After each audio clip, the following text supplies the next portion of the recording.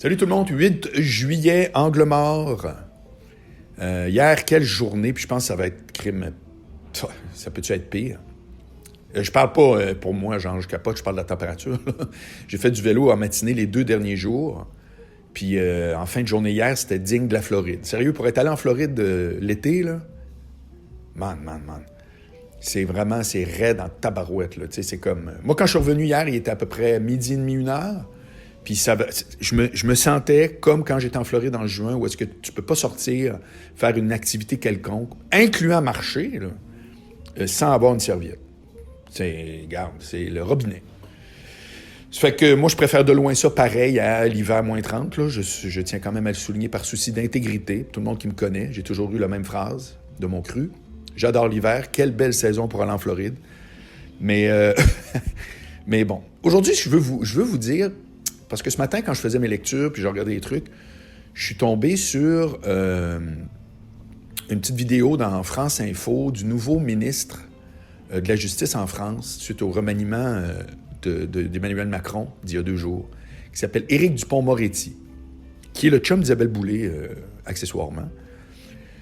Puis lui, c'est un avocat, c'est l'avocat le plus connu en France. Il fait les plateaux de TV, vient débattre de tout et de rien parce que c'est un criminaliste, ou si on veut, c'est un avocat de la défense qui prend beaucoup de causes perdues puis qui paraissent mal. Va défendre un terroriste, là, un dénommé Mera, va défendre un politicien qui se fait accuser d'être corrompu, etc. Tu sais, il est souvent du côté qui paraît mal, puis souvent, il amène des acquittements. Pour des raisons très juridiques, on se comprend, pas nécessairement morales ou autres. Puis il est droit comme une barre, puis il fait même des spectacles. Il monte un show, là, il est au théâtre, il monte un show. Tu sais, c'est un profil vraiment, vraiment intéressant. Puis il y a beaucoup d'ennemis, bien entendu, là, comme n'importe qui a de l'envergure. Puis là, je le voyais à sa première énoncée là, à l'Assemblée nationale en France. Puis il se fait couper par tout le monde. Je me disais, c'est l'enfer. C'est tellement ingérable, la France et tout. Puis je me suis dit, sais-tu quoi? C'est un bel exemple qu'il faut faire la différence entre le bruit et le fond. C'est-à-dire que si tu le regardes en train de parler, puis tout le monde qui le coupe, puis l'opposition, puis c'est le bordel, puis là tu fais... Lui, il essaie de dire, il regarde le président de l'Assemblée, puis il dit, on peut-tu compter le nombre d'interruptions? Puis le président répond, non, on souffre en silence. Tu sais, c'est comme... Tu vois que c'est n'importe quoi, c'est archaïque, là, tu vois le vieil hémicycle là, dans lequel ils sont, puis tu vois des centaines d'années en arrière, tu sais, d'un peu de bordel. Mais ça, c'est si tu t'arrêtes au bruit. Mais si tu t'arrêtes au fond... Ben oui, la France, tant qu'à moi, c'est à quelque part ingérable à cause des Français eux-mêmes. Mais il y a des élections, il y a un gouvernement, il y a de l'opposition, il y a des lois, il y a de la police, il y a du monde dans la rue. C'est que des fois, oui, ça pète, puis là, ça va, c'est Champs-Élysées, puis les gilets jaunes. Mais la France continue d'avancer. Ça reste la France. C'est pas un état de guerre civile. Puis nous autres, ici, je trouve c'est beaucoup moins bouillonnant, beaucoup moins bouillonnant. Puis au Québec, ça l'est déjà un peu plus qu'au Canada anglais, en tout cas la perception que j'en ai. Puis on pourrait dire, hey, mon Dieu, quelle période de fou. Tu sais, on a vu là, l'affaire, là. Il y a une gang à Québec qui poursuivait le gouvernement, puis c'est Guy Bertrand, l'avocat, qui avait pris ça. Puis là, il vient de débarquer hier en disant, moi, je débarque, vous êtes allé dans un resto, vous a sacré des consignes, vous voulez que la loi vous protège, mais après ça, la loi vous en crissez. Fait qu'il a débarqué, tu sais, puis c'est tout à fait sensé de sa part. Puis là, quand tu regardes ça, tu fais, d'un côté...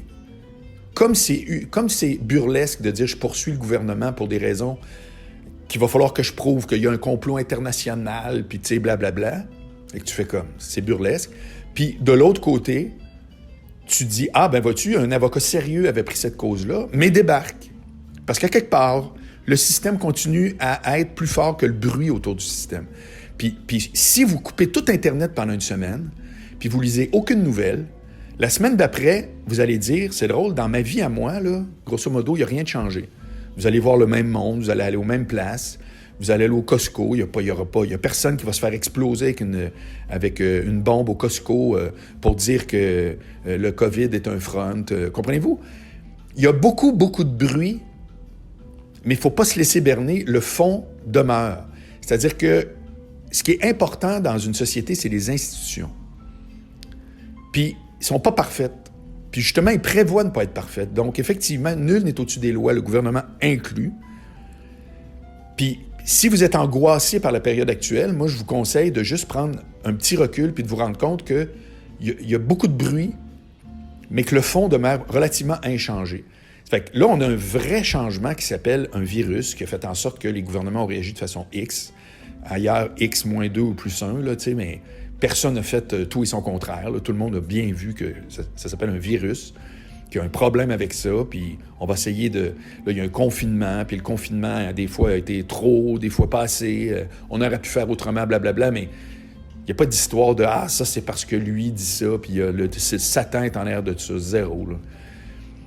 Ça fait que tu vois tout ça, puis tu te dis « Calvaire, vers quelle société on s'aligne si tous les gens qui pensent ce qu'ils veulent deviennent avec un poids suffisant pour faire une vraie différence au final. » Mais non, ça ne fait pas une vraie différence.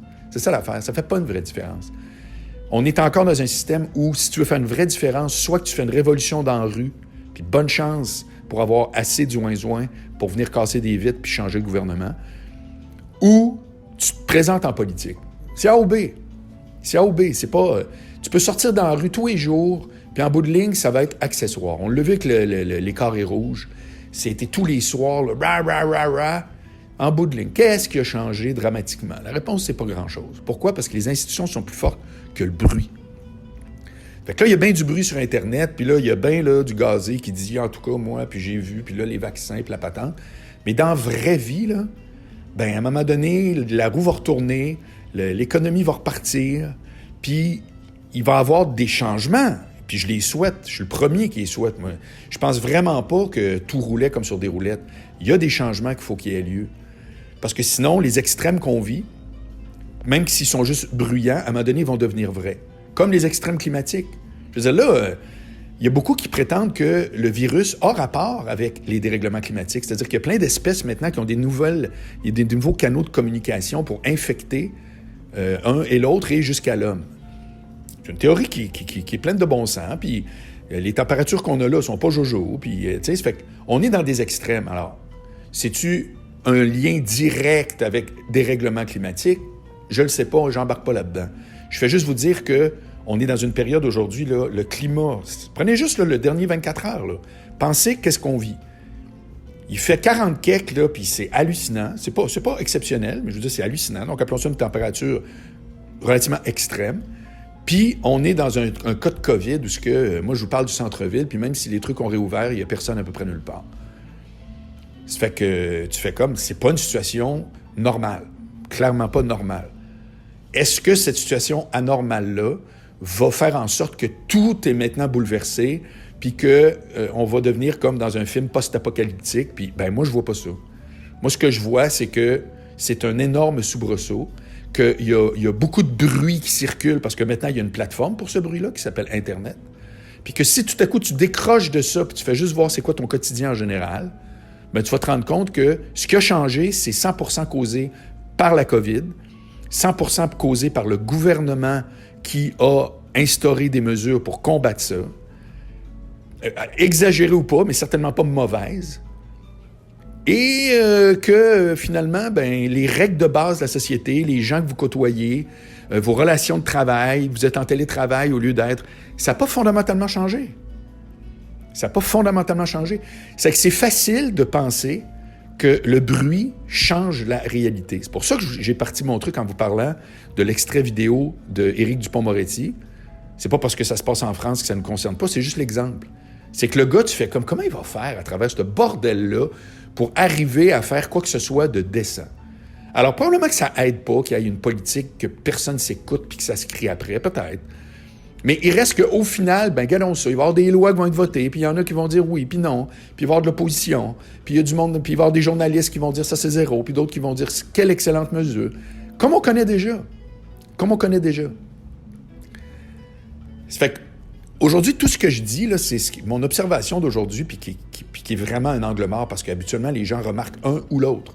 C'est-à-dire que soit qu'on est pro-étatique, vive le gouvernement, c'est fantastique, ou on est dans le complot à la fin. Puis c'est pas vrai. Dans la vraie vie, il y a des gens qui ont des allégeances un peu partout, puis tu peux être dans le milieu ou te promener. Mais le bruit actuel sur Internet, puis tout ce qui est 5G, puis le name it, peut nous laisser croire que c'est en train de rassembler plein de monde, puis ça va avoir un effet permanent sur la société dans laquelle on vit. Bien, pour que ça arrive, j'ai des petites nouvelles pour vous autres. Il va falloir que ça rentre dans le système étatique puis dans les institutions, qui en ont vu d'autres d'ailleurs, je peux-tu vous dire? C'est pas le premier tour de manège là, de la démocratie, puis de l'Assemblée nationale, puis il y en a eu de toutes sortes, là, des gouvernements qui penchent à droite, à gauche, tout à coup telle affaire ici, puis là, une rumeur de patente. Il y en a pour tous les goûts. Puis quand on focus sur quelque chose qui nous apparaît scandaleux, ben des fois, ça meurt tout seul. Moi, Éric, avec qui j'étais, Éric Duhem, il était halluciné de l'affaire de Jason, comment ça s'appelait, donc, la fille là, de la ministre de la Justice qui a dit « j'ai eu de l'ingérence », là. On l'appelait Jason Rabel Crastice, c'est ça. Jason Rabel, c'était le ministre de la Justice au fédéral qui, tout à coup, s'est retiré. C'est pas retiré, c'est Trudeau qui l'a retiré. Puis là, écoute, ça a fait sortir dans le Globe and Mail et tout. Puis moi, j'arrêtais pas de dire à Éric, c'est de la procédure, c'est des trucs internes. C'est que toi, tu t'aimes pas Trudeau, c'est qu'aussitôt qu'il y a quelque chose. Puis là, il nous ramenait ça comme si ça concernait tout le monde. Puis je disais, Éric, non. Puis là, à un moment donné, sais-tu quoi? Ça fait des out. Pouc, pouc, pouc, pouc, pouc. Puis ça n'a rien changé. Je te dis pas que rien change rien. Je te dis juste qu'à quelque part, quand il y a du gros bruit, là, ben, si on focus là-dessus, c'est soit qu'on a peur que ça vienne déranger quelque chose, ou qu'au contraire, on est tout stimulé en se disant « Yes! Là, maintenant, les choses vont changer. Yahoo! » Quand est-ce que les choses changent, à part quand c'est le pouvoir public ou une révolution, une vraie révolution? Je te parle, là, révolution, le 1789 en France. Là. Des révolutions où ce que le monde s'en va, puis ah ouais, le gouvernement est renversé, puis si c'est pas A ou B, je suis désolé de vous l'apprendre, mais c'est du bruit. C'est du bruit, puis si tu t'en occupes, ben, tu as l'impression que c'est envahissant. Mais si tu fais comme, ben coudonc, là, il y a plus de complotistes qu'avant, puis ils se parlent entre eux autres, puis ils essaient d'avoir une percée, justement, au niveau des institutions. Ils veulent poursuivre le gouvernement en disant que Satan est derrière ça, ou je sais pas quoi.